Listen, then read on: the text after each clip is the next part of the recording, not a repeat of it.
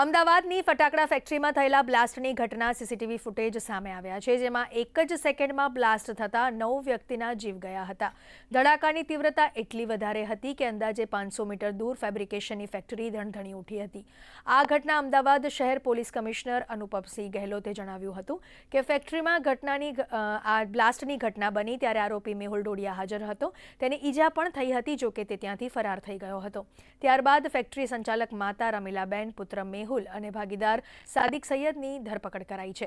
ગહેલોતે વધુમાં જણાવ્યું હતું કે આ ફેક્ટરી બંધ કરાવાઈ હતી, તેમ છતાં ગણેશ ચતુર્થી માટે ફટાકડાનો ઓર્ડર મળતા આરોપી દ્વારા દાહોદથી મજૂરો લાવીને છેલ્લા 25 દિવસથી ફેક્ટરી ચલાવાઈ રહી હતી. સમગ્ર બનાવ મને વિગત એવું છે કે ત્યાં જો એક મેહુલ ડોડિયા કરીને એક વ્યક્તિ છે, જે ત્યાં જો ફટાકડા બનાવવાનું જો ક્રેકર્સ બનાવવાની જો એક નાનું જો કારખાનો ચલાવતા હતા અને પછી જો એના મધર હતી જો રમીલાબેન કરીને, રમીલાબેન ડોડિયા. આ જો રમીલાબેન ત્યાં સંચાલન કરતી હતી જો અને એના એક પાર્ટનર છે સાદિક સૈયદ.